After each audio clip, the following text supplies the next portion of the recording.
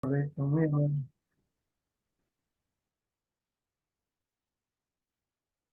Muy bien, pues nuevamente buenas tardes. Vamos a continuar.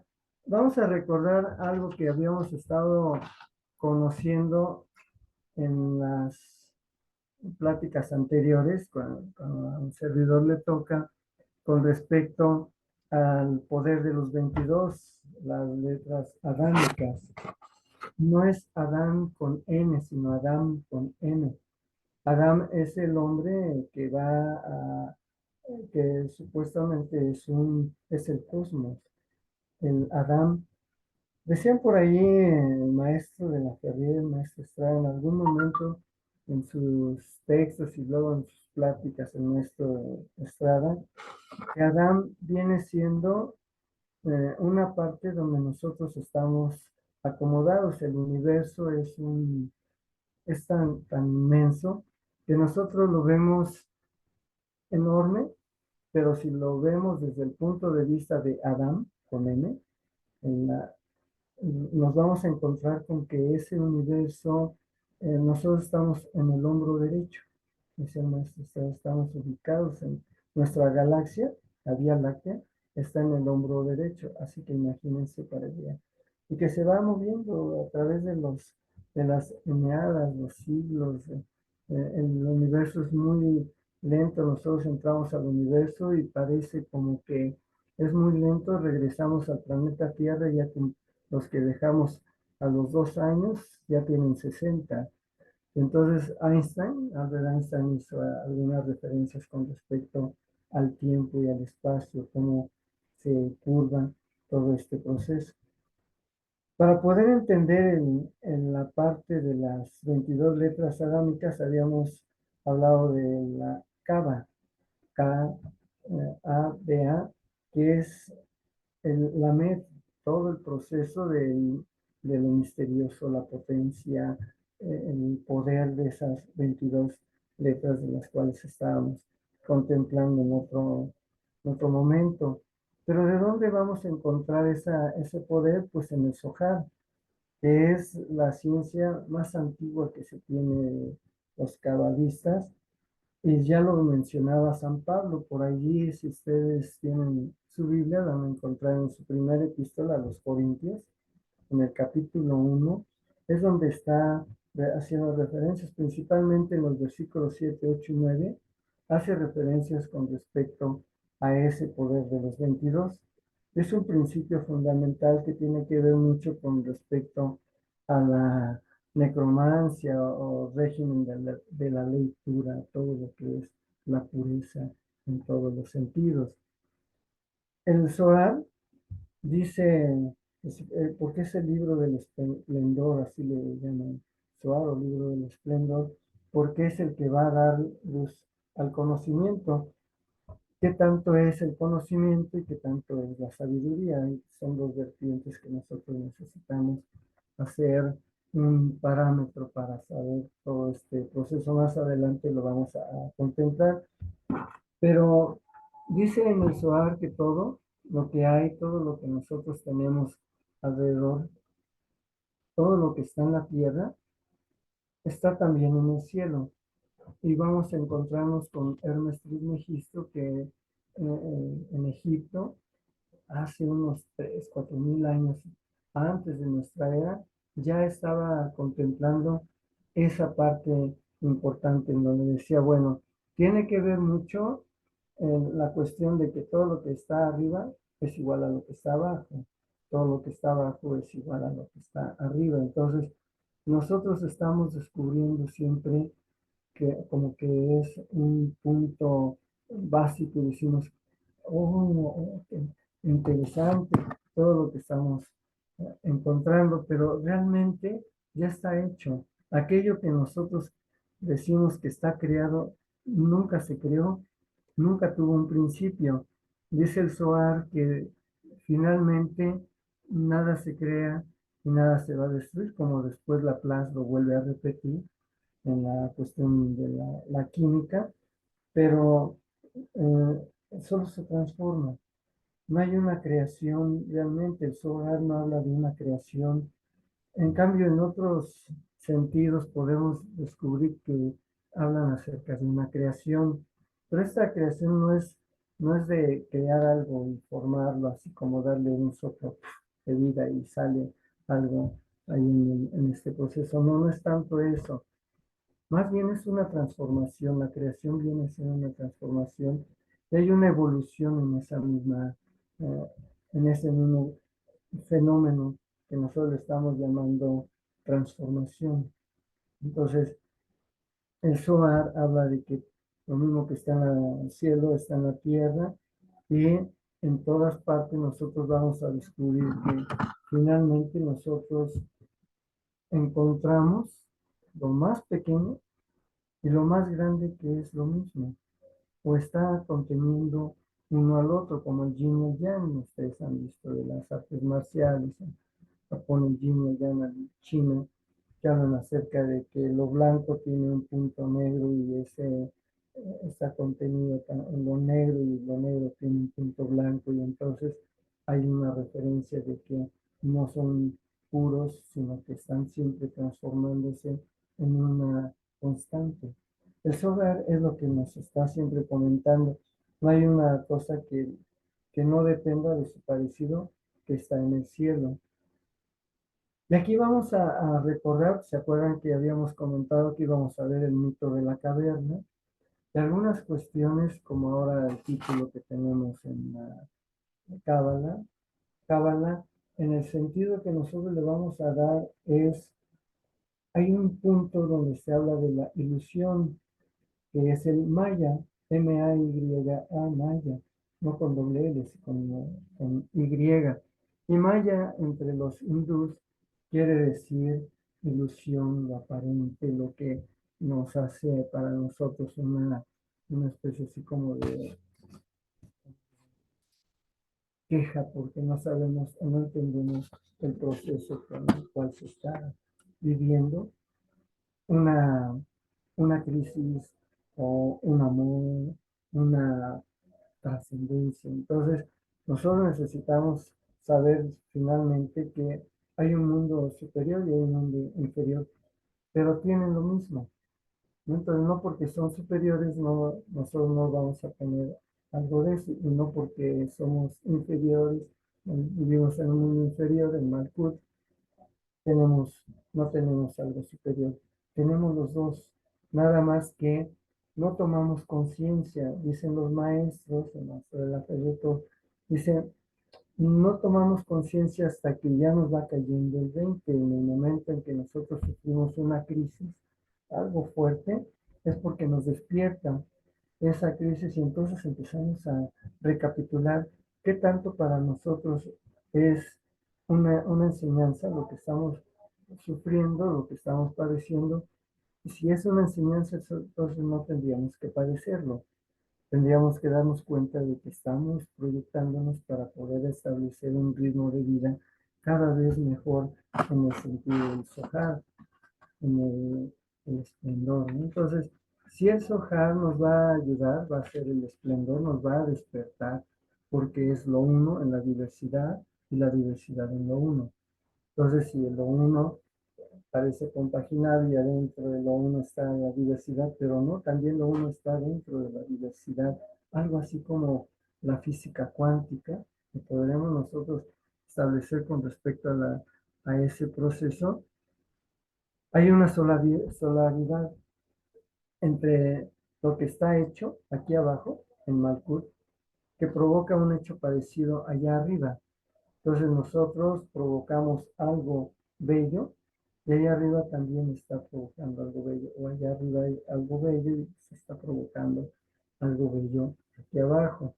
¿Esto qué quiere decir? Que nosotros vamos a encontrarnos con que somos uno en la diversidad, pero también por nuestra misma diversidad pertenecemos al uno, ¿no? Entonces, y le vamos a contemplar como el Teo, Dios, y vamos a ir descubriendo que lo visible es la medida proporcional de lo invisible, y al revés, viceversa, lo invisible es lo proporcional a lo visible.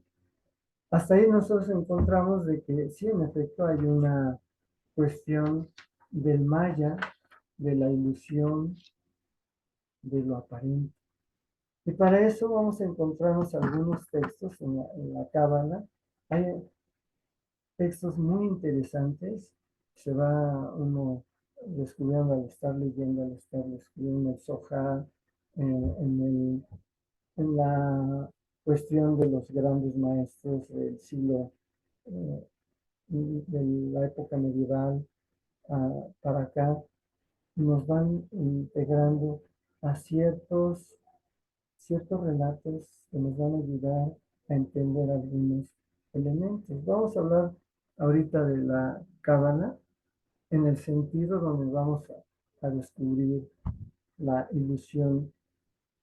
El árbol de la vida, son 10 séfiras, sabemos, ¿no? Entonces tenemos a Keter, a Joshma y a Binah, que son elementos que casi nosotros no podríamos establecer como para nosotros, como para tenerlos nosotros en ese proceso, porque no alcanzamos esos niveles, solo los grandes maestros los llegan a alcanzar. Entonces, sí, esas tres garantías son como un proceso en el cual nosotros vamos a descubrir ciertos momentos de nuestra vida y ciertos elementos que tiene nuestra vida. Por ejemplo, si nosotros nos enamoramos, vamos a descubrir que hay un momento de ese enamoramiento y nos dicen los cabalistas, estás en ese momento en Tiferet, ¿no? Tiferet viene siendo de arriba para abajo la sexta séfira. Entonces, Tiferet es la belleza, porque estamos enamorados. Acuérdense que hay dos columnas, una de la benevolencia, otra que es la del rigor, pero está la del medio, que es la del esplendor, aquella que es el rayo luminoso, donde está la verdad, dicen los cabalistas.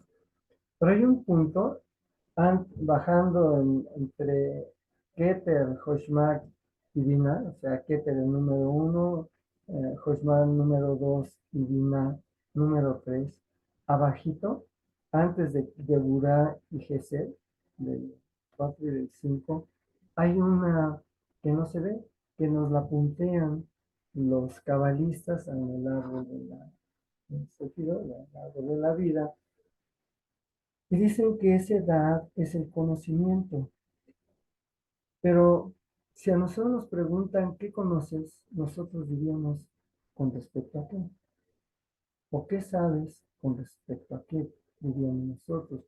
Hay mucho que nosotros podríamos ir descubriendo qué sé y qué es aquello que conozco, el conocimiento y la sabiduría. Entonces, no podríamos nosotros decir que conocemos todo el mundo, y tampoco diríamos que somos sabios porque ya nos integramos al ser y nos vamos descubriendo como parte propia del ser, sino que vamos también a darnos cuenta de que en algún momento de nuestra vida vamos a proyectarnos para descubrir que no podemos conocer todo y que no podemos ser sabios en todo, pero hay una sabiduría que es la que está en medio, que es el rayo luminoso cuando va bajando, que nos dice, bueno, ese sendero de, de medios es de los Cristos, de los Quetzalcóatl, de los Budas.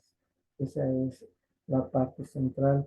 La otra es la que nosotros vamos como seres humanos a irnos integrando entre lo riguroso y la benevolencia, entre lo bonito y lo terrible. Entonces vamos hasta que nos polarizamos.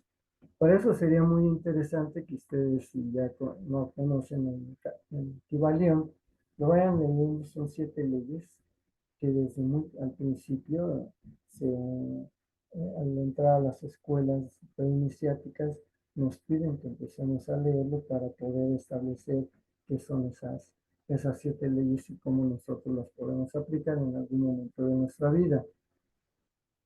Bien, para poder constatar todo lo que es Maya, o sea, la ilusión, vamos a encontrarnos entonces con una leyenda, una leyenda cabalista.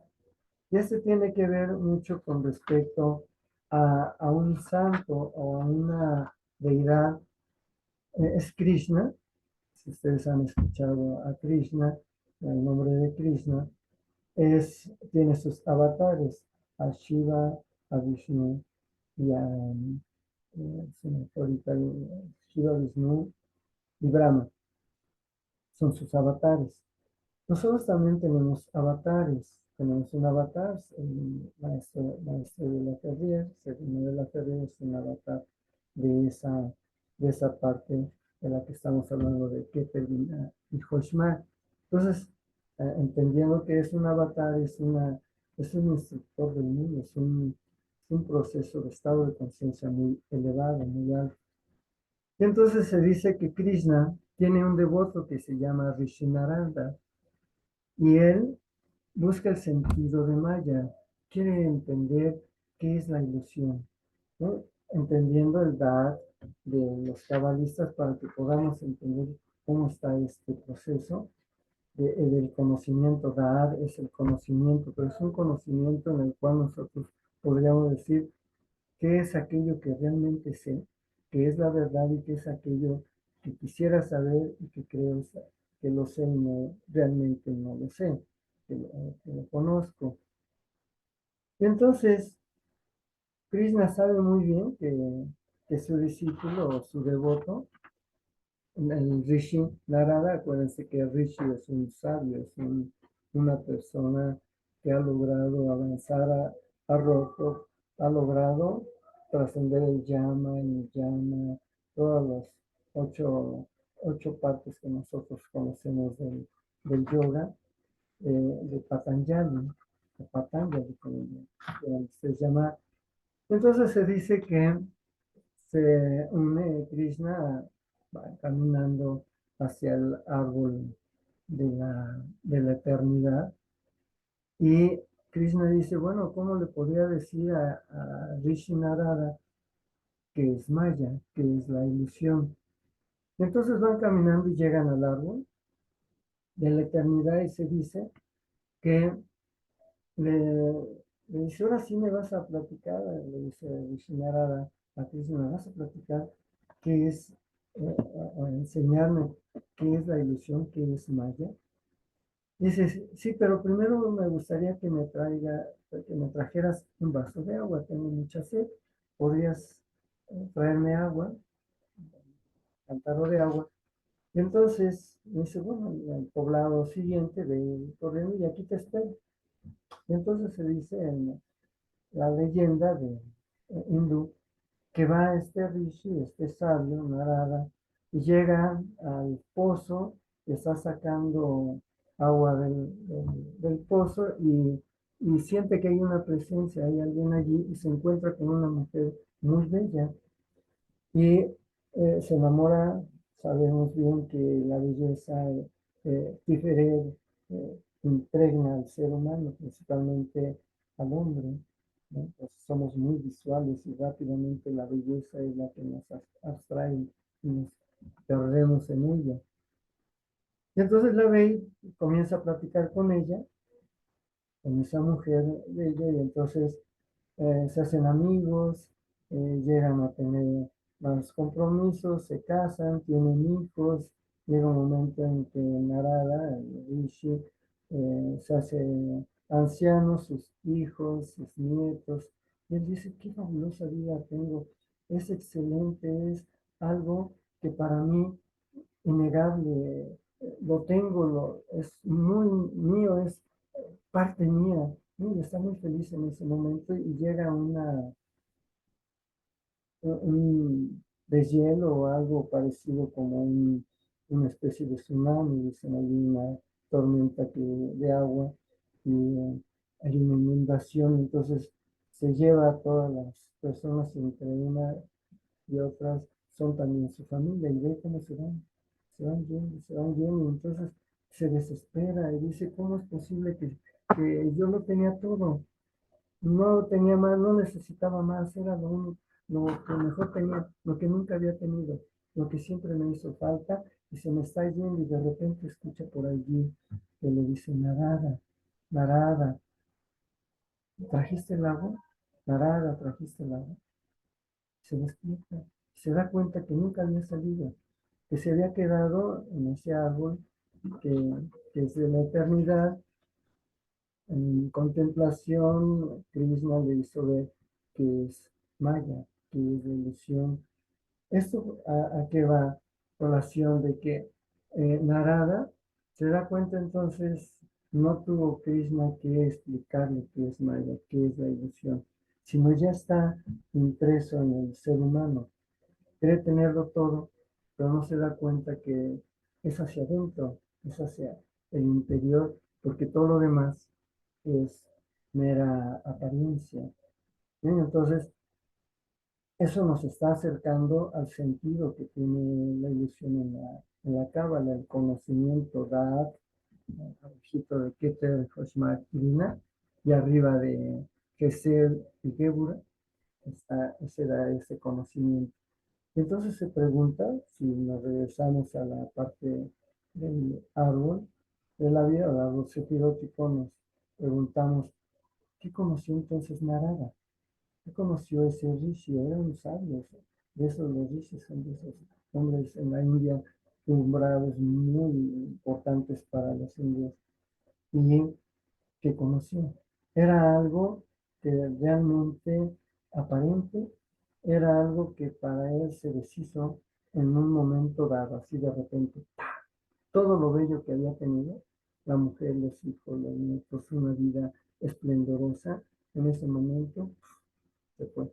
Y entonces los cabalistas nos dicen que no nos hagamos ilusiones de ese conocimiento que está, que viene bajando el rayo luminoso desde Keter, Cosma y pasa por dar hacia Gesed. Entonces, no nos hagamos ilusiones de lo que conocemos, sino vamos a quitarnos las ilusiones y vamos a encontrarnos con la verdad. Y la verdad es una nada más, está dentro. Porque si lo de arriba es igual a lo de abajo, entonces tenemos algo de arriba nosotros internamente. ¿Cuál es el sufrimiento? Se preguntarían los cabalistas, Tito de la Mirándola, todos aquellos que hemos estado contemplando la historia de la cábala. Gershon Scholem, que comenta acerca del misticismo judío. Y allí nos damos cuenta que lo aparente en nuestra vida siempre va a fluir, pero aquí como estamos, quienes estamos presentes en este momento, somos 11, nos estamos dando cuenta de que hay una apariencia en nuestra vida que nos lo están diciendo, pero no nos lo creemos. ¿Por qué? Porque el ser humano es más material, está inmerso en la materia. Y sí, nos hace falta la materia, el dinero, trabajar, enamorarnos, desenamorarnos, todo el proceso que tenemos como vivencia, pero siempre todo ese proceso, dicen los cabalistas, debe estar integrado con nuestra alma, nuestro interior, porque el alma es la única que no se destruye, es inmortal. El cuerpo es el que se va a destruir, es lo aparente. Y para eso, pues nos vamos a encontrar con Maya en todos los sentidos, en todos los momentos de nuestra vida. Nos hacemos una ilusión, el empleo que nos van a dar y ese empleo voy a tener más dinero y voy a hacer esto y esto. Y de repente llegamos y nos damos con un muro donde nos decimos, no es cierto, yo me mentí, no es posible. Entonces, la, el ser humano siempre se va a encontrar con esa ilusión, con ese golpeteo constante. Sohar nos dice, no te ilusiones, regresa a ti, adéntrate en ti mismo. Lo que decía San Agustín en el siglo IV, decía, no li forasi in interredi, in nomine habitat veritas, no te alejes de ti. Dentro del ser humano está la verdad. Entonces no tenemos que irnos más allá. Sí tener nuestros objetos, nuestra casa, lo que nos llega, ¿no? Decía el maestro Marchini, no importa cómo nos llega, porque no es necesario saber cómo nos llega, pero lo que tenemos, amarlo, respetarlo y aceptarlo como es. Todo lo que nos llega, no nada más cuestiones materiales, autos, casas, dinero, trabajos, empleos, todo esto, amores, ¿no? Sino también las cuestiones emocionales, la parte que nosotros hablamos del pensamiento, el conocimiento. Dicen, es una persona erudita, sabe mucho, pero fuma, se toma con los amigos, se bebe y come carne, todo ese proceso, pues no le está ayudando realmente al verdadero conocimiento. Pero para irnos un poquito más cercano a lo que es nuestra tradición eh, occidental, porque estábamos hablando de la parte oriental, el Medio Oriente es los cabalistas, el Oriente hablamos de Rishi Narada, Krishna, pero vamos a meternos en el libro séptimo de Platón. Y allí en ese libro nos está comentando una partecita por allí muy cercana a lo que nosotros somos, a nuestro temperamento, a nuestras posibilidades como occidentales, el mito de la caverna, o la aporía de la caverna. Dice Platón, dice, imagínense, el libro séptimo de la República ya es cuando él es muy anciano, es de los últimos libros de la República y la política son de los últimos libros que él escribe ya anciano, o sea, ya estamos viendo un anciano que tiene una capacidad enorme con respecto al conocimiento interno, ya profundizó, le llamamos sabios, le llamamos filósofos, pero es el que se está integrando a la educación en el medio donde vive, con todos los procesos, los problemas sociales, las guerras, las batallas que existen en Grecia, en el Peloponeso, en toda esa zona Turquía. Y entonces escribe y dice, imagina. Lo primero que nos dice es, imagina. Que hay una serie de personas encadenadas frente a un muro en una caverna, están al fondo de la caverna, están allí encadenadas.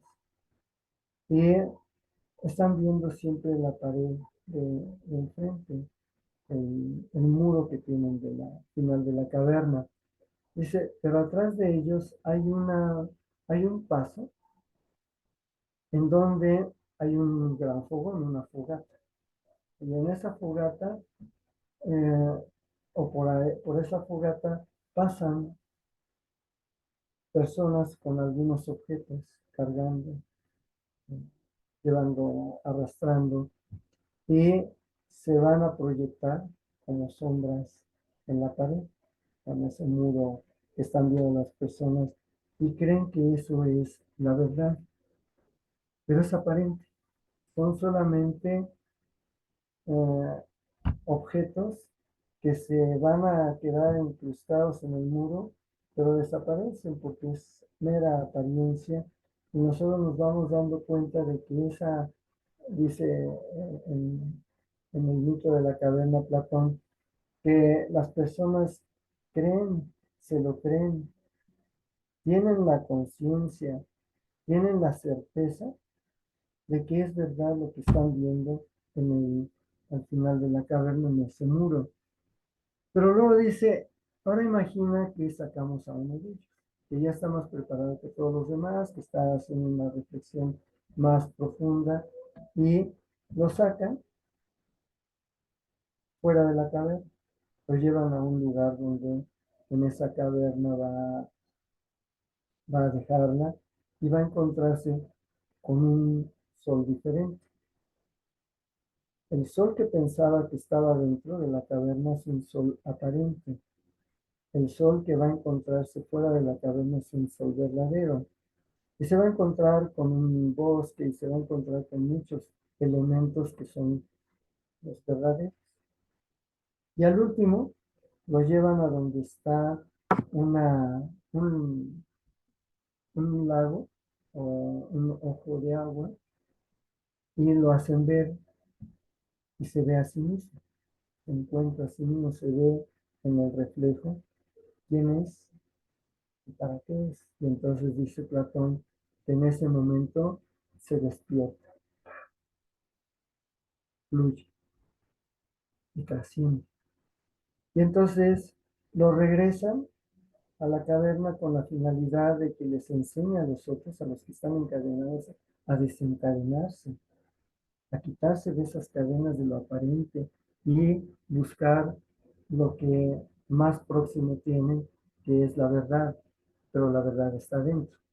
Entonces, este hombre que salió ya es un filósofo, dice Platón, ya es un filósofo. Recuerden que filósofo es sabio y que ama la sabiduría. Y les quiere enseñar a estas personas a desencadenarse y a darse cuenta de que lo que están viendo en ese fondo de la taberna es aparente, que no lo crean, que hay un lugar que es real, que es verdad, está fuera de esa caverna y los quiere llevar y ellos se amarran más a la cadena, se apelotonan, se hacen nudo y se hacen así como Don Gato y su pandilla, como muéganos, se amarran unos a los otros para no salirse como los cangrejos que no se dejan, que no se ahogan. Entonces dice Platón que es muy difícil que el filósofo, que el sabio, saque a esas personas porque las desprenda o aprenda a desencadenarse. Lo primero que tiene que hacer este filósofo, este sabio, es enseñarlos a romper las las cadenas de lo aparente. Recuerdan ustedes que estuvimos comentando en otras ocasiones, dos ocasiones atrás, con respecto al alma, cuando muere el alma de aquel hombre que muere en una batalla y se desprende y se va al Topos Uranus. No sé si lo recuerdan. Y ahí en el Topos Uranus es un lugar en el cielo, no quiere decir que está arriba, está abajo, a los lados. Dice nada más un lugar en el cielo. No sé si está en un lugar específico, pero el Topos Uranus es un lugar en el cielo donde están mezcladas las almas con las ideas. Entonces tenemos la idea de banca, la idea de persona, la idea de mujer, la idea de hombre, o sea, todo el proceso la obtienen allí y se vuelven sabios en ese lugar. Luego regresa, ¿se acuerdan? Entonces los señores del karma, al pasar de nuevo, es la acción, le van a decir de una negociación que deben de tener entre el alma, ya no es él, es el alma que como inmortal tiene que hacer la negociación en esa puerta de los señores del karma para regresar en un carrito de fuego tirado por los cuatro enemigos. ¿Se acuerdan? Los cuatro enemigos, el miedo, la claridad de conocimiento, el poder y la vejez. Y entonces negocia de quiénes van a ser sus amigos, quiénes van a ser sus padres, con quién se va a casar, con quién se va a enfrentar, o sea, todo lo que en su vida va a vivir, allí lo hace en esa puerta de profesiones y baja en el carrito y lo regresa al planeta Tierra y se va a encontrar el alma al llegar al plano terrenal con una masa informe. Esa masa informe entra el alma y la va a construir como somos nosotros, nuestro, nuestro cuerpo como lo conocemos como seres humanos. Entonces el alma toma, pero dice algo muy poético. El cuerpo es el olvido del alma. En el momento en que entra el alma en esa masa informe que la va transformando, en ese momento se olvida de lo que vivió en el propio Uranus, entonces tiene que estar recordando. ¿Y cómo lo va a recordar? A través de la mayéutica de Sócrates, está preguntando constantemente quién eres, a qué vienes, de dónde vienes, a dónde vas, cuál es tu destino, o sea, preguntas filosóficas para que las personas estén despertando constantemente. Entonces, en el mito de la caverna es algo parecido donde se refleja esa cadena. Los seres humanos están encadenados a la naturaleza de su condición humana, dice Platón, la naturaleza de la condición humana. ¿Y cuál es esa condición humana? Es lo que nosotros diríamos en el sentido de que en un momento estamos bien, en un momento estamos mal. En un momento tenemos mucho, en un momento se nos viene abajo, todo como el juego de las serpientes. Y las escaleras dice, bueno, dice Platón, tienes que llegar a la verdad. No te queda otra que llegar a la verdad hacia adentro, pero ¿cómo te vas a integrar si estás encadenado a tus propias formas de pensar, a tus ilusiones, a tu imaginación, al contexto en el que tú estás constantemente conviviendo? Entonces, lo importante aquí es descubrirte a ti mismo o a ti misma, pero desde adentro, no con lo que tienes afuera. Afuera nada más es lo aparente. Entonces, es hacia adentro. Pero nos preguntamos, ¿qué es hacia adentro? Al corazón, al estómago, ¿qué es hacia adentro? Para poder tener esa imagen de lo que es dentro, vamos a imaginarnos que tenemos dos, dos cables. Entonces, uno es polo positivo y otro polo negativo. Si nosotros queremos encontrar la verdad, los juntamos y hacemos una chispa. Dice los cabalistas, si juntas lo bueno y lo malo y los relacionas, te vas a encontrar con la verdad, porque es el equilibrio. Entonces Platón dice, adéntrate en ti mismo, encuéntrate en ti mismo, o en ti misma, cuando te hayas equilibrado de todo lo que tienes, de todo lo que vives. Y entonces nos preguntamos, ¿y cómo me equilibro? ¿No? Si tengo siempre algo tan difícil en mi vida y de repente me dices que me equilibre, ¿no? Le preguntamos a Platón y dice él, es que no hace falta equilibrar hacia afuera, hace falta equilibrar hacia adentro. Y entonces ahí viene lo que es el llama. El llama es romper con todo aquello que nos apega, que nos tiene apegados. Y ese llama viene siendo lo que para nosotros es puro, que nos hace impuros porque no sabemos comer, no sabemos dormir, no sabemos platicar, no tenemos un recto actuar, recto pensar, recto sentir, que los budistas hablan de la rectitud, las 8 formas de la rectitud del ser humano o de la vida.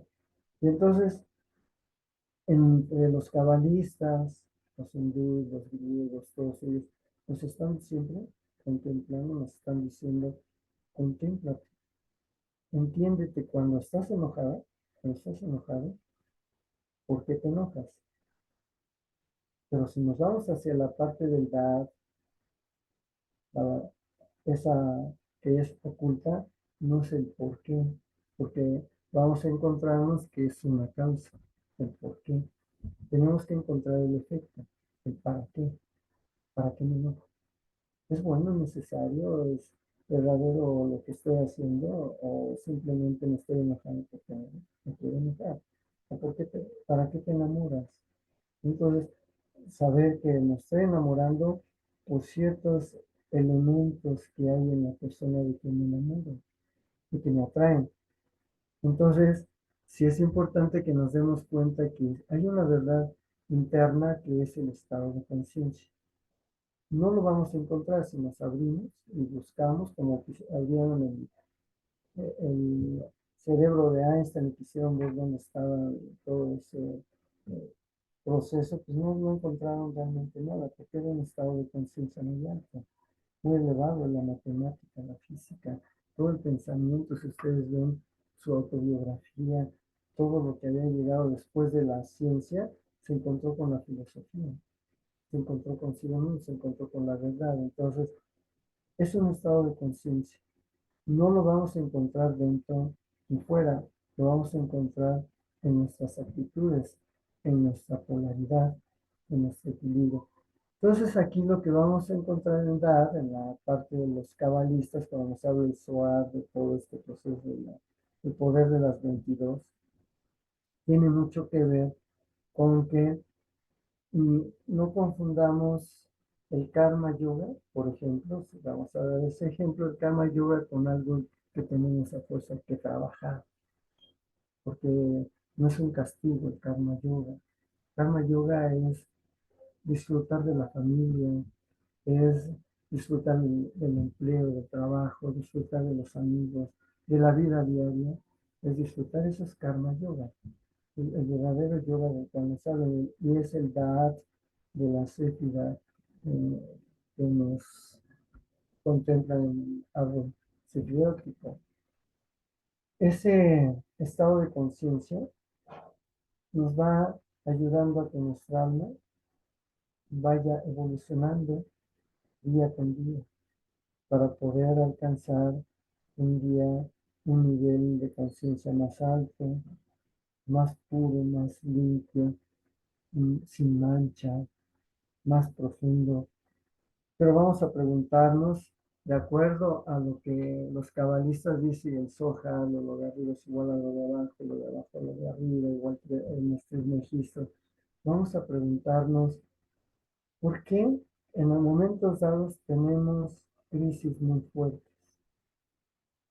Y entonces decimos, no, pues voy con el psicólogo, voy con el psiquiatra, porque de plano yo no puedo. No, sí podemos. Lo que sucede es que el yoga, no el hatha yoga, sino el yoga, completando los cuatro yoga que conocemos, el quinto que es el raja yoga.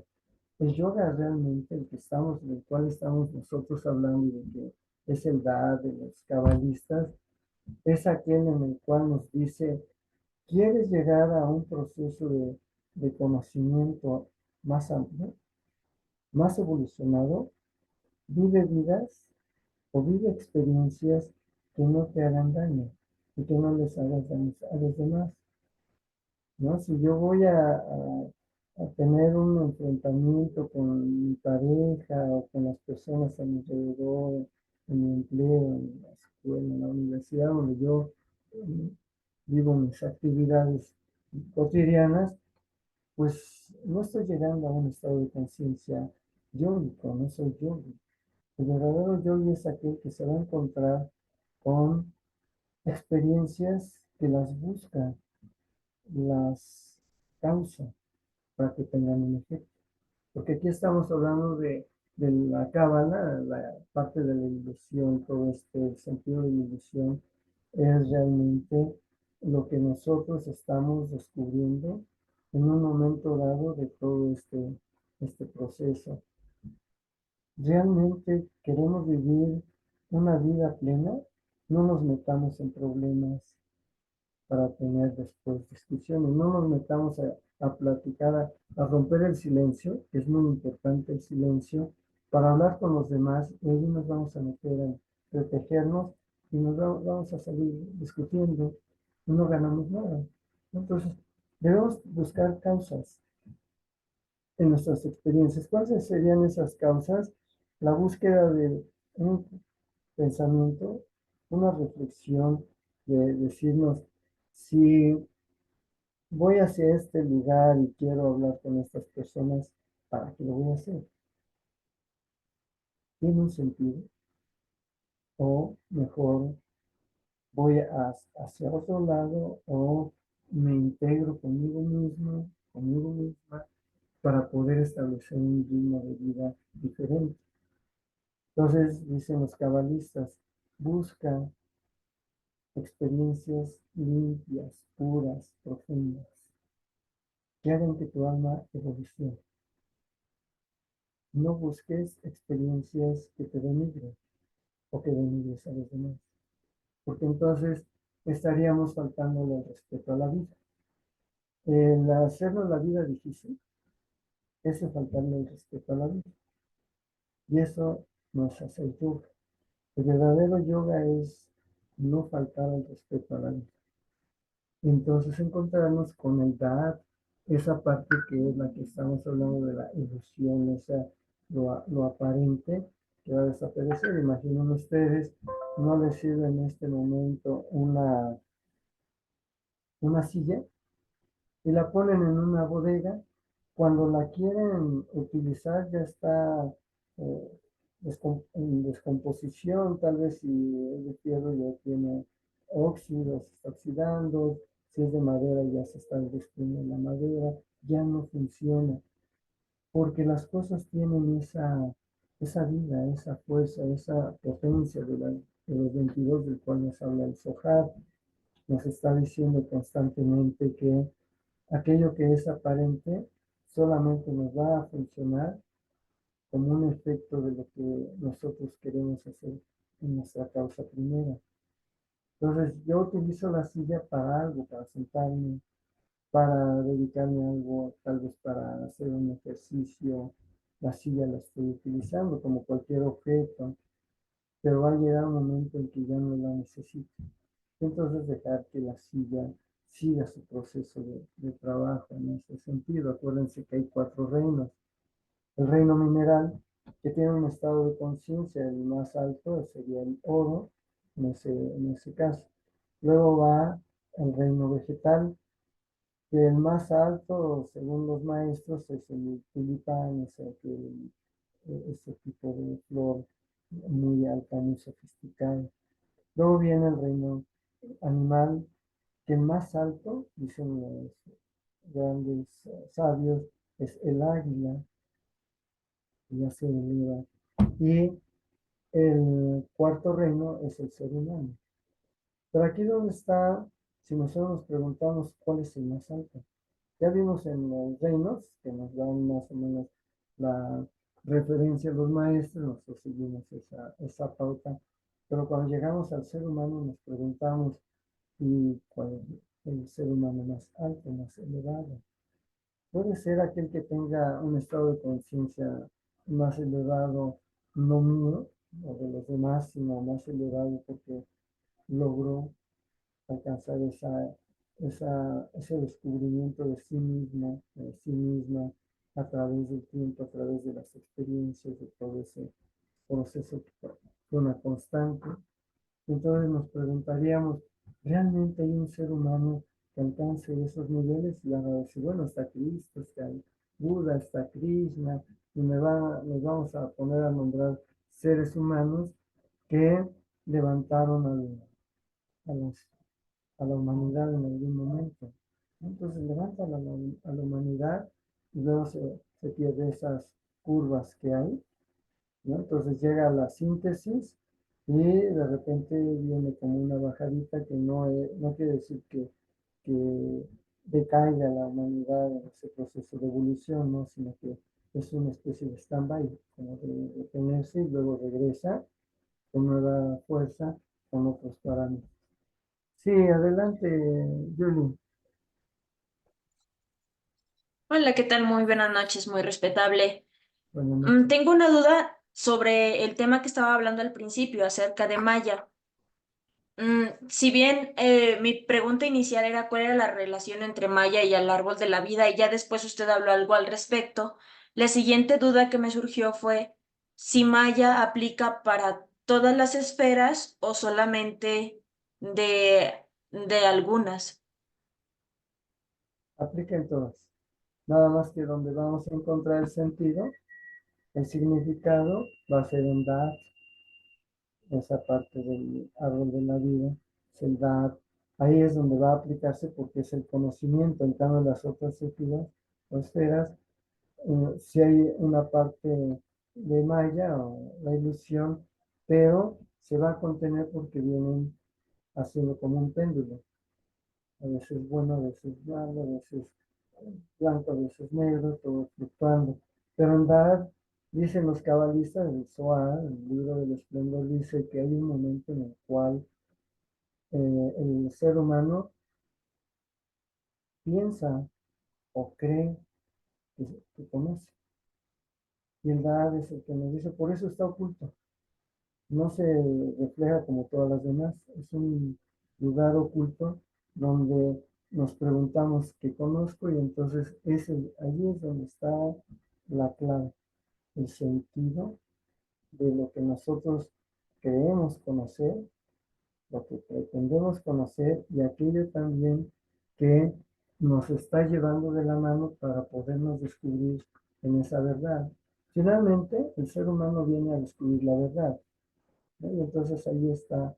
En todas partes vamos a encontrar Maya, pero dar es el sentido que nos va a dar el conocimiento. ¿Vale? ¿Estamos bien? Sí, muy claro. Muchas gracias. A la orden. Sí, adelante, Jorge, señor Genial. Sí, Adelante. Jorge. Pues es primera vez que entro con usted. Y yo ya había escuchado algo sobre usted, muy respetable. Sin embargo, no había tenido oportunidad de entrar a este chat. Eh, Estoy iniciándome un poquito acerca de la cábala con Carlos Chávez en Chispas sí, los jueves, ¿sí? Chispas de Metafísica.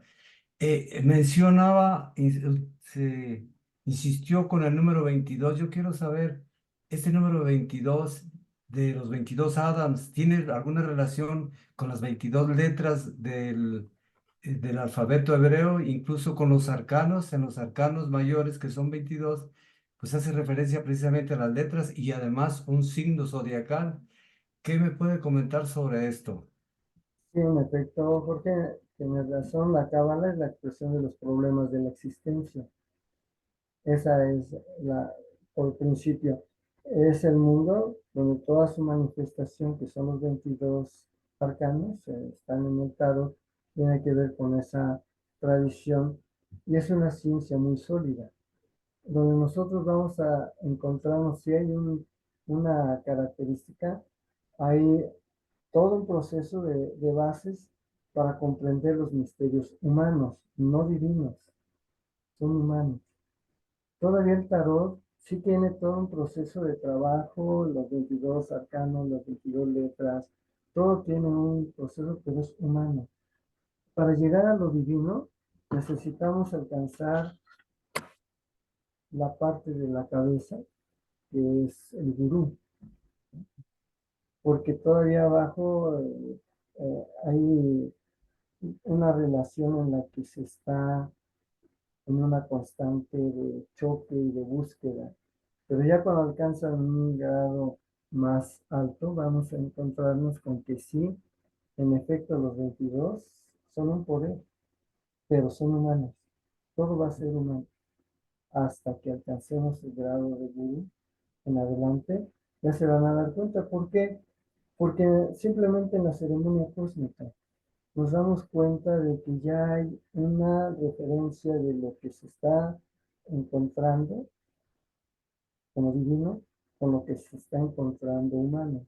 Entonces hacen todo un proceso de trabajo en unos cuantos minutos para luego decir, te execro, ahí nos vemos ya. Estuvimos juntos, pero nos vemos para otro día. Entonces, en el poder de las 22, que tiene que ver mucho este proceso de trabajo que estamos llevando, es conocernos cuál es nuestra verdad, causas y efectos. Por eso los 22 nos van a dar causas y efectos en toda la tradición hebrea como problemas de la existencia humana. Entonces siempre vamos a encontrar referencias simbólicas de los 22 y 22 por acá, 22 por allá. Y finalmente son problemas de expresión de la existencia humana. La divina no va a tener problemas. Somos nosotros los que vamos a encontrar una solución a esos problemas. Es como analizar para nosotros un problema que se hace problema porque lo dejamos ir.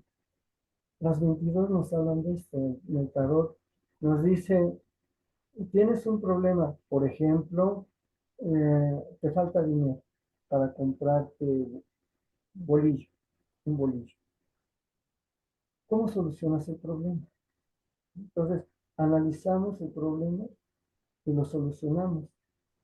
Pero si yo digo, bueno, no tengo para el bolillo y ahí lo dejo y no hago caso omiso de ese aspecto, se va a volver un problema. Al principio no es un problema, es parte de lo que nosotros en el poder de los 22 nos dice, es una forma de expresar los problemas de nuestra existencia. Es un problemita pequeño, pero luego se va a hacer un problema enorme porque no lo supimos enfrentar, no lo supimos. Si yo quiero un bolillo, busco la forma de comprármelo y entonces soluciono el problema. Entonces, la capacidad que tienen las 22 en cualquier área, ya sea en letras, ya sea en el tarot, en donde lo vamos a siempre encontrar con respecto a a la astrofísica o a la cosmobiología, siempre hay una forma de la existencia de nosotros. Entonces dice, bueno, ¿en qué momento naciste? ¿Dónde estaba el sol? ¿Cuál es tu ascendente? ¿Dónde estaba la luna?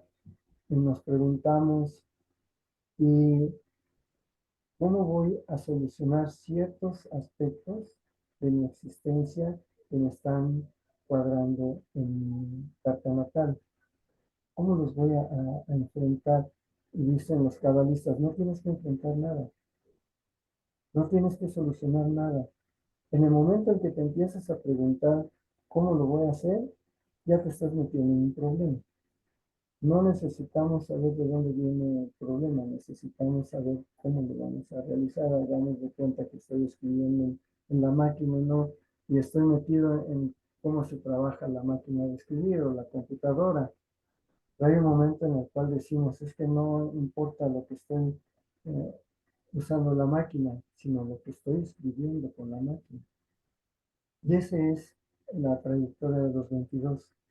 ¿Qué hago para poder establecer en mi carta natal, en mi carta, en mi horóscopo, para establecer un ritmo de trabajo de mi existencia y poder proyectarme más adelante, trascender ese proceso y darme cuenta que en el fluir de toda esta de la formación cabalística me están diciendo busca la verdad, ya tienes una causa, ahora busca el efecto, pues ya tienes el efecto que se vuelve una causa y va a llegar a ese efecto, la premeditación de todo este proceso. Eso es lo que nos enseñan los 22, el Zohar, los 22 arcanos mayores, nos hablan acerca de esto. Pero ¿qué tal cuando nos ponemos con los arcanos menores? Hay una correlación. No sé si ustedes han trabajado, tal vez porque han trabajado los 22 arcanos, pero conjuntan también con los menores. Y el loco, el número 0, por eso no tiene número, el 0, el loco, va a ir de uno en uno de los 22 hasta encontrar cada uno de los aspectos de nuestra existencia habita una verdad, una causa, un efecto o una parte aparente. Entonces ahí es donde nosotros tendríamos que ver todo un aspecto de nuestra existencia, problemas que se dan al tratar de contemplar en el tarot esos 22 arcanos por una razón, son humanos. Todo lo que hacemos en este plano es meramente humano. Ya pasan de gurú, por eso dicen, cuando pasa de gurú hace su ceremonia cósmica, y sí, hace su ceremonia cósmica y está muy retirado de lo humano. Allí no hay causa y efecto en una ceremonia cósmica. Hay solamente trascendencia, fluctuación. Es algo extraordinario. Es un misterio. No solamente los gurús para arriba lo saben, pero lo que nos han dicho los maestros y todo el proceso que viven, es decir, fluctúa. Es como un ritmo, como una pulsación, un pulsar. Se está dando, y en ese momento, etcétera, vamos a hacer otra cosa. Esa sería la respuesta a un símbolo meramente humano para poder entender, estudiar a Dios. Para estudiar a Dios se necesita trabajar con las ciencias sagradas, la cábala, la cosmobiología, la yoga, todo esto, para estudiar y conocer a Dios. Pero si nada más le pedimos y lo alabamos, nunca lo vamos a llegar a conocer. Y los 22, y esto que también preguntaba Gili con respecto al proceso del maya, es romper con la parte de nuestra ilusión, la parte que es maya, y encontrarnos con lo que es la verdad. Entonces nos descubrimos y nos damos cuenta de que somos un efecto de una causa milenaria. Y ya lo había dicho el reverendo Pompa con respecto a la jerarquía, una línea constante en, en el árbol de la vida, en el árbol sefirótico. Hay una constante de la vida y esa es una línea que trasciende.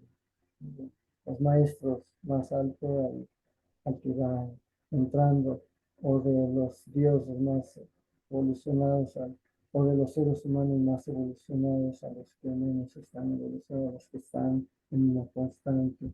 Todo eso son los arcanos, los 22 arcanos. Sí, ¿Te pues lo muchas respondí? gracias. Gracias, eso que comentaba ahorita acerca de que los gurús en adelante es cuando ya entran un poquito más, se acercan a la parte más alta de la iluminación del último arcano perdón, del último sefirot de Keter, después del conocimiento, me hace pensar lo que comenta el reverendo Carlos Chávez, que se maneja la cábala con C, con Q y con K, que el C es el aspecto terrenal del vulgo, el estudio de la Biblia, por ejemplo. Ya cuando entras con la Q, que es la conexión espiritual de la fuente de labio a oído, y la cábala con K, pues es ya entrar a la magia del servicio, a través del servicio impersonal, la magia alta hacia el servicio a los demás, ¿sí? Así es. Aquí es cuando yo entiendo un poquito más con lo que acaba de mencionar sobre los 22 y lo que no entendía yo precisamente, o más bien no sabía lo que decía que pues de los gurús en adelante, pues no sé, a lo mejor ellos ya entienden o manejan la cábala a nivel K, que es lo más alto de la magia, la Así alta es. magia. La mercá que le hablan los cabalistas. No sé si han visto ustedes, no sé si han visto el gran arcano, la figura Ajá, del gran arcano, sí, que son serpientes que cruzan la cola, está abajo y tiene una empuñadura donde está una mano tomando, que es el Jesús.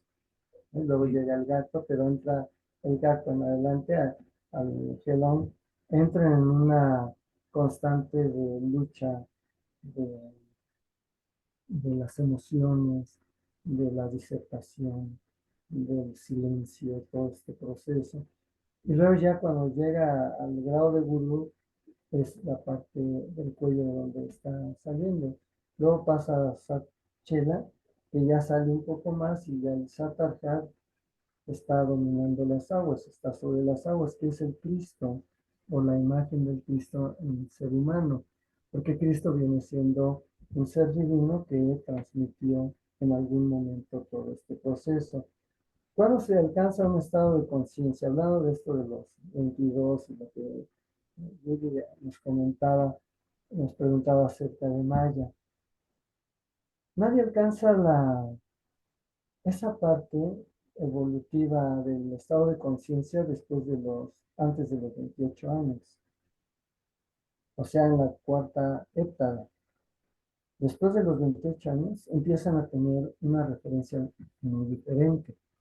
Entonces, si dicen es un niño que alcanzó un estado de conciencia, bueno, tendríamos que ver qué tanto va a proceder para que ese niño, esa niña logren alcanzar ese proceso de trabajo interno, que si los hay, probablemente, pero en la realidad, si los maestros lo han transmitido así, es que después de los 28 años, cuando se puede alcanzar todos esos niveles, porque ya está más evolucionado en el alma, ya está todo un proceso de conocimiento, ya son 4 veces 7 o 7 veces 4, la ETA, ¿no? La cuarta ETA. Cristo alcanzó a los 30 y muchos otros alcanzaron ese nivel de conciencia después de los 28 años. Y dicen, bueno, en las Sagradas Escrituras que Cristo ya traía todo esto para alcanzar realmente ese proceso, pues después de los 28 años. Sí lo era, no lo vamos a negar, pero necesitaba de ese poder de los 22 para poder establecerse en ese ritmo de trabajo. Entonces, llegó a los 30 años, empieza su función, su misión, y a los 33 se para de hacer toda la fusión de la parte crística, ¿no? La fusión del Padre con el Hijo. Eso es lo que nosotros podríamos establecer con el poder de los 22. Tiene mucho que ver con respecto a la formación de las palabras. Se van formando y se van diluyendo también, como que se abre y luego como que no sé si han visto ese tipo de imágenes de neón que aparece y desaparece, que tiene que ver con Maya, ¿no? Por eso hablamos del sentido de la ilusión Da'at, que es el conocimiento. ¿Qué conozco de las 22? ¿Qué conozco de Maya? ¿Qué conozco? Por eso hicimos la referencia de Rishi Narada, que ve que tiene todo, ya no le hace falta nada y de repente se le va. Ya no descubre más porque se da cuenta de que nunca salió, nunca fue por el agua, ahí estaba. Entonces Krishna le enseñó a darse cuenta que es la ilusión, que es Maya, para poderse proyectar después como Rishi, realmente un Rishi. Entonces nosotros necesitamos descubrirnos en esa forma de la verdad, hasta dónde tenemos la posibilidad nosotros de alcanzar esa verdad. Puede ser, si como dicen Jorge, que llegan a Keter, pues nada, o puede no ser, no lo sabemos. Solamente lo sabe lo alto, el Padre Supremo. En las cuestiones humanas podríamos nosotros decir, ya llegó muy alto, es una excelente capacidad que tiene, pero es el alma individual que se va a conformar, y de este plano va a conformarse con otras almas para encontrar aquello que le faltó. Entonces quiere decir que no estaba terminado, por eso son iniciados, nadie está terminado. Llegan a Satarjara, son iniciados, porque nunca están terminados. Cristo igual, el mismo Cristo sin iniciado, sigue una evolución. Y la humanidad también sigue iniciándose constantemente. Y ese es el poder de los 22, dice el Zohar, que cuando nosotros alcanzamos ese nivel de conocimiento en cuanto a lo que pretendemos descubrir de la existencia humana, los problemas que tiene la existencia humana o los grandes problemas, solo son una expresión de la divinidad que se está descubriendo a sí misma en nosotros. Y esa divinidad descubrirse en nosotros hace que nuestra alma se proyecte. Nuestro cuerpo va envejeciendo, un día ya no estará por acá, ya no coincidirá con nosotros, pero el alma es inmortal y no tiene causa y efecto. Tiene una constante de pulsar a una vibración enorme, extraordinariamente enorme, y que puede afectarnos como que no nos puede afectar, dependiendo también de qué estamos haciendo, el compromiso que se tiene. Por eso el gurú en adelante ya tiene un compromiso diferente al gelón para abajo. El compromiso es la reeducación de una misión más abierta hacia lo humano, pero hablando de almas, no de cuerpos. ¿De acuerdo? ¿Quedó más o menos claro? Jorge, ¿está bien? O sea que no necesariamente tiene que estar en el llegar al Keter, sino que puede estar vibrando en Jomá o Binah, sí, ¿verdad? Pero ya no sé, O tal Filot vez y está, almas. sí, o tal vez está en Geburá, en Gesed, tal vez está en Tiferer en un momento dado, cuando vemos a los maestros de repente con esa familiaridad de que nos sonríen y estamos platicando, nos están sonriendo así como probablemente dice, todavía le falta mucho ¿no? Esta. pero están en diferente, en la parte Sí, de la belleza, sí, sí, sí. ¿no? Entonces, no quiere decir que siempre van a estar en un punto específico y ahí se van a quedar. Constantemente están cambiando. Tal vez en un momento están en Bakú, tal vez Yesod, tal vez Hod, tal vez en Natsal, pero donde más vamos a ver a Guru para arriba es en Tiferet. Vean ustedes, por ejemplo, a los maestros, a Mano Navarro, todos Sancho.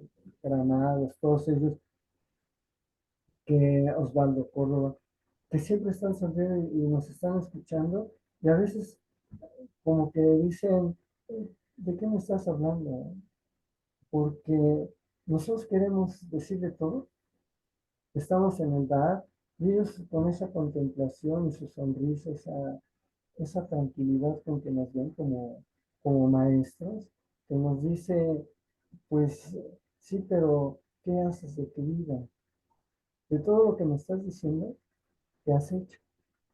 ¿Cómo has cambiado ciertos elementos o ciertos aspectos de tu vida que parece que ahorita con lo que me estás diciendo no los has cambiado por lo que me estás diciendo?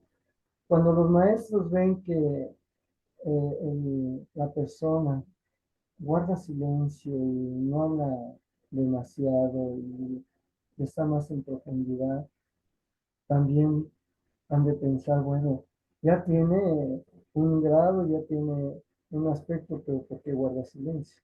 Si de lo que trata la vida es de la, la actividad, ¿no? Que en la próxima sesión que tengamos vamos a hablar del yoga y del karma en el árbol sefirot, en los cabalistas. ¿Cómo ven? Nosotros cómo vemos el yoga. Ya dijimos que yoga es un, un estado de conciencia evolucionado, no es una postura. Las posturas es hatha yoga, karma yoga, todo esto. No, yoga es una especie así como dijéramos, una experiencia de vida, porque nos vamos a encontrar con la trascendencia y vamos a descubrirnos siempre con algo que para nosotros puede ser verdad, pero nada más es el efecto de una causa y que nos hacemos ilusión que por ahí va. Pero bueno, dentro de este sentido que estamos nosotros descubriendo, tiene que ver mucho el aspecto que habíamos tocado. El mito de la caverna nos dice que todo es aparente y que tenemos que salir. En el caso del Rishi Narada, es de que no nos ilusionemos con lo que tengamos, es maya y nos estamos perjudicando pensando que para siempre va a ser, ¿no? En aquellos matrimonios que dicen te amo para siempre, para toda la vida, ¿no? Entonces, si de repente llega un tiempo en que ya no se aguantan uno al otro, pues es que esa parte la tenían que pasar. Sí está bien comentarlo, pero saber que hay un momento en el que va a llegar, pero no esperar ese momento, sino vivir día con día, no como si fuera la última vez. ¿No? Entonces, amamos a la persona como si fuera la última vez. Que llegará un día en que ya no será ese proceso, bueno, está bien.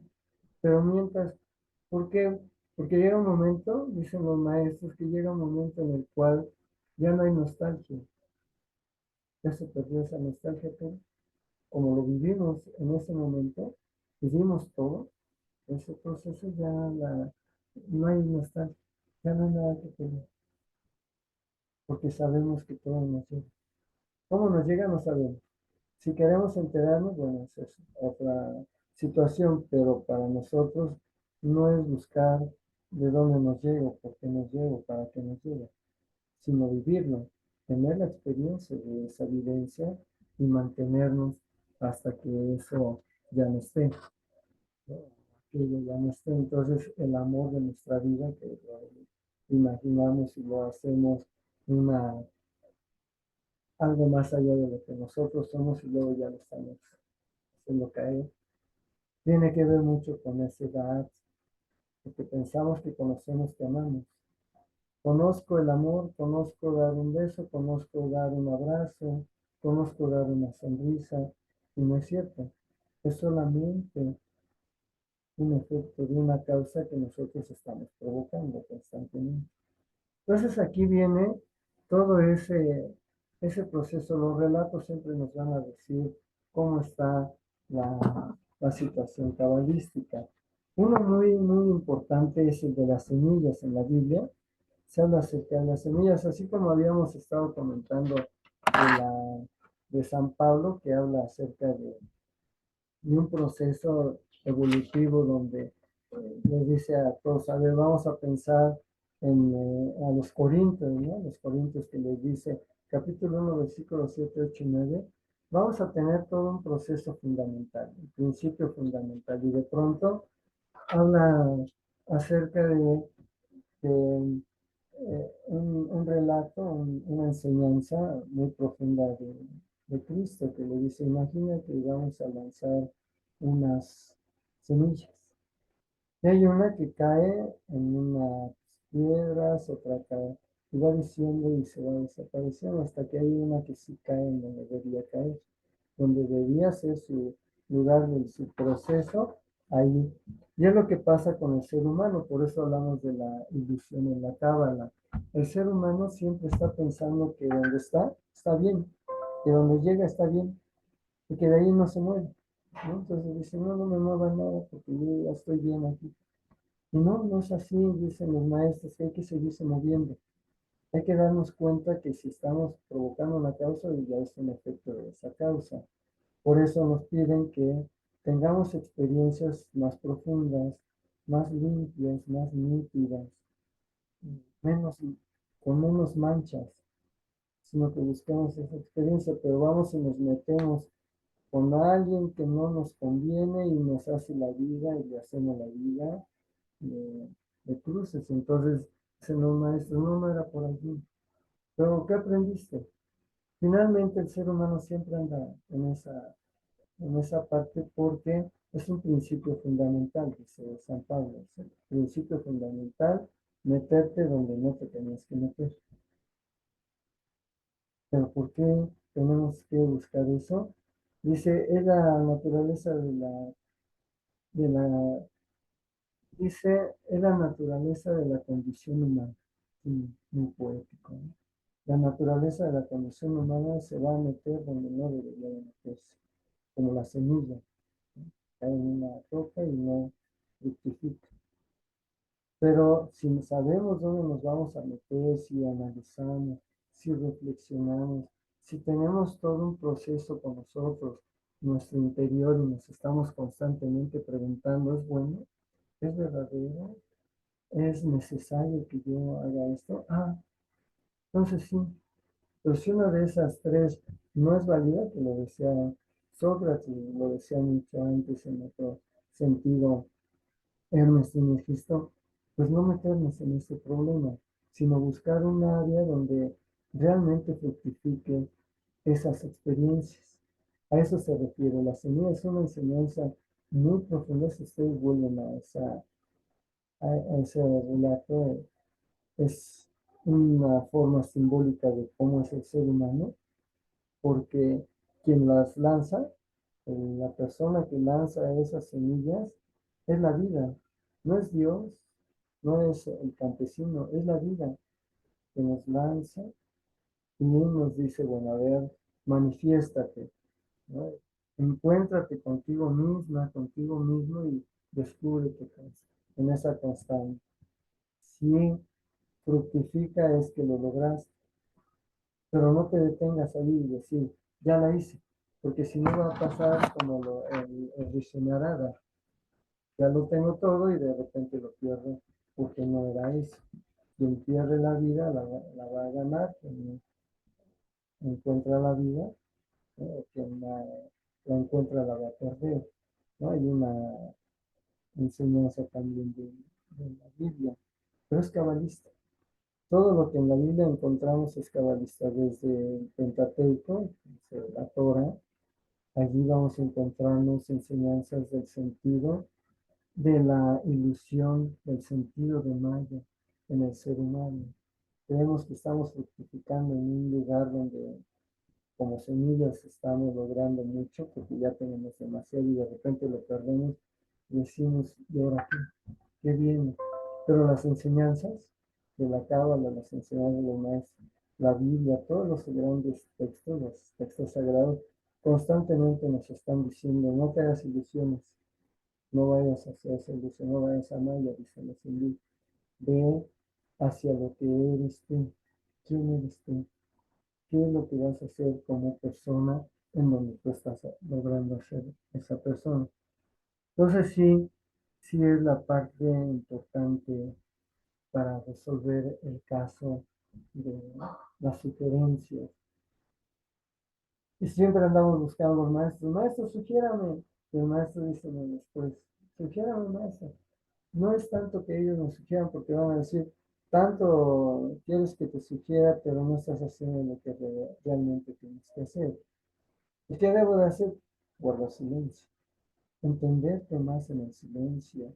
El silencio es mucho, muy importante. La experiencia del yoga en los 4 aspectos, en Hatha Yoga, Karma Yoga, Mani Bhakti Yoga, y luego Kriya Yoga, Raja Yoga, perdón, ya concentrados los 4, nos están diciendo constantemente, búscate, no te quedes nada más con el Hatha Yoga y las posturas, porque es un brazo grandote que te va a hacer caer. Tienes que buscar el equilibrio. Entonces, así como buscas el Hatha Yoga que te gusta estarte torciendo toda esa parte, también busca la parte de Karma Yoga, la familia, la búsqueda de mejores principios, las mejores relaciones, lo puro que te puede suceder en la experiencia humana. Y también vete al Bhakti Yoga, al Bhakti donde vas a encontrar con ese ser y te vas a unir el yugo, ¿no? La unión con ese ser, el Bhakti, la devoción, todo ese proceso. Ve hacia allá, pero no te quedes nada más con la parte del Hatha Yoga, el físico, con la parte del Karma Yoga. Pero también vete al Jnana Yoga, al yoga del conocimiento, al yoga del aprendizaje, el yoga que te va a dar una experiencia que va a ser muy motivadora para tu familia, para las relaciones que tienes, que te lleves una vida en una constante. Pero tampoco te imagines que porque llevas esa vida la vas a llevar siempre, que no te mueva nada, porque la misma vida, ese ser que lanza las semillas, nos va a decir, ahora te voy a mover a otro lado, te voy a lanzar a ver qué pasa. Entonces las mismas experiencias nos van llevando de la mano. Sí va a haber momentos, no duden que los gurús y todos los maestros tengan en un momento dado alguna fricción, y no con las personas, sino consigo mismos, ¿no? En un momento dado, porque son seres humanos. Ahorita que está el gurú en Germania, en San José Insurgente, están invitados, por cierto, para de hoy hasta el 23 va a estar con nosotros en la ceremonia cósmica, meditación, todo esto. Nos damos cuenta que hay un momento en el cual sí le ponemos mucho trabajo y la llevamos y la traemos y no nos preguntamos, el maestro Estrada nos decía, a ver chico, espérame, ¿ves que soy Superman? ¿No? Soy de carne y hueso, no soy Superman, entonces dame chance, chico, por favor, no me metas tanto, eh, dame un espacio para que yo esté con mi familia, para que yo esté en reposo, así, porque pensamos que porque son maestros en ratas, en colonias, en jerarquía, ya les vamos a poner un trabajo y sí van a servir, pero hay que también nosotros motivarnos y motivarlos al descanso, porque es mucho trabajo que tienen. Dicen, es que para que se proyecte más rápido, no, estamos quemando. Y entonces no nos va a decir, no, nunca va a decir un gurú, nunca va a decir, no quiero, no puedo. Pero nosotros tenemos que comprender que tiene esa facultad de decirle, oiga, ¿le gustaría o no le gustaría? ¿Quisiera usted? ¿Podría? Y entonces nos da su parte humana, que es lo que no hay que nunca perder, su parte humana. Y eso es Maya también, porque nos hacemos ilusión de que tenemos ya maestros, maestras excelentes, toda lo que nosotros conocemos, pero creemos que son Superman y se nos enferma. Y lo que aquí trata la orden, la suprema orden, que es la parte iniciática y la parte cultural, la gran fraternidad universal, es de mantener esos maestros sanos, con vida, y no ponerles tanto trabajo, sino buscar la manera de que no nos ilusionemos, en el caso que estamos tocando, de que van a resolver todos los problemas y van a llevar y fluctuar con una energía. Sí la llevan, pero no hay que cansarlos.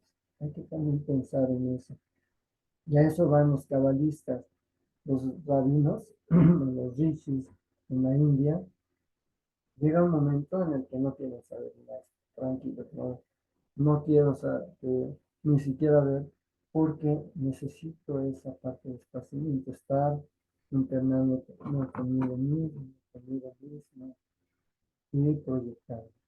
Saber que como ser humano tengo un alma, sí, es inmortal, pero requiero en este momento de un silencio, de un proceso de esparcimiento donde esté conmigo misma, conmigo mismo. Entonces, los cabalistas nos piden que no nos perjudiquemos, dice, ponerte la vida difícil es faltarle al respeto a la vida.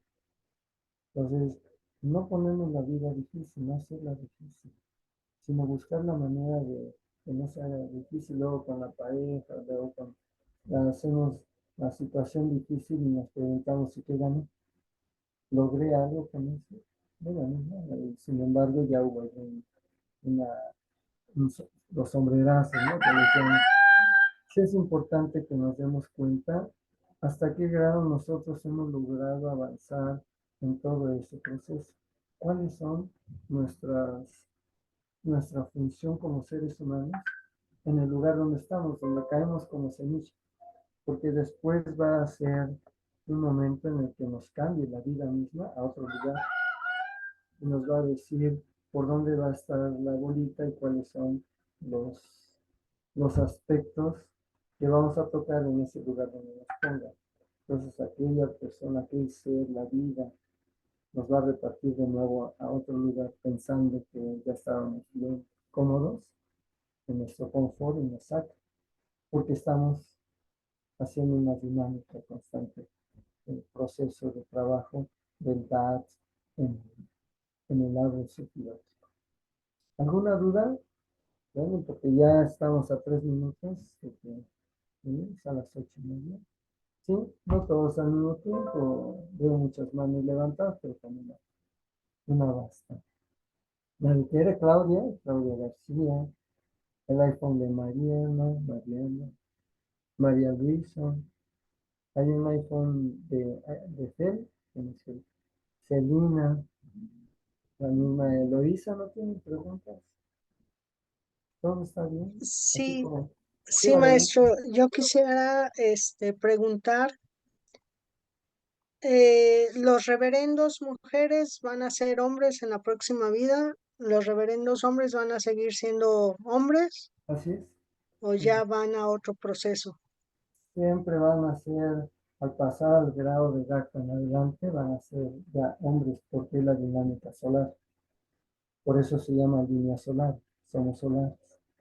Entonces alcanzar a la mujer ese grado solar. Y nos lleva de la mano, no crean que porque somos hombres ya la hicimos y nos paramos el cuello, no es cierto.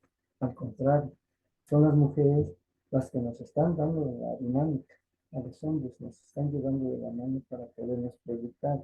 Sin la mujer nosotros no podíamos hacer mucho y sin el hombre tampoco la mujer. Entonces necesitamos hacernos unos a los otros, realizarnos unos a los otros en pareja, en convivencia, en grupo, para alcanzar esos grados. Entonces, cuando alcanzan el grado de gata en adelante, nos están diciendo que ya el alma va a encontrar en parte, si seguimos las enseñanzas platónicas, de regresar a hacer su negociación con los señores del karma para regresar siempre a un cuerpo masculino, a menos de que en ese proceso, si seguimos esa pauta platónica y la vamos a juntar con Gershon Solon, que habla acerca del misticismo hebreo, dice, a menos que en esa negociación o en esa misión sea necesario que vuelva a un cuerpo de mujer. Entonces lo va a realizar. Pero ya el maestro está, el maestro de la fe decía, de gato para arriba ya son almas que van a regresar a cuerpos masculinos, a menos que su misión sea ese proceso. ¿Cuántas, podríamos nosotros preguntarnos cuántas mujeres, por ejemplo, ahorita que hay más mujeres que al final ¿no? Ya están evolucionadas, están viviendo en un cuerpo de mujer, pero su alma está evolucionada y no se han dado cuenta, porque le hace falta, por eso está la semilla, como semilla está en un lugar haciendo hatha yoga, llevando tipo de karma yoga, yendo a los sadhana, haciendo todo un proceso de trabajo, y ya está evolucionada, y no se ha dado cuenta, no se han percatado de eso.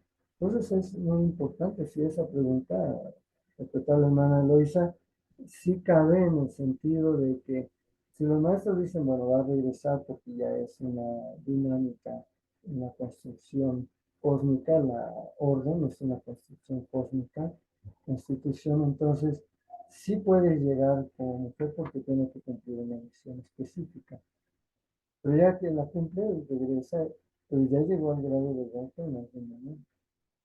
Entonces está manifestando para poder entenderse más en ese proceso. Cómo nosotros estamos evolucionando. ¿Qué tal, Mari? ¿Cómo está?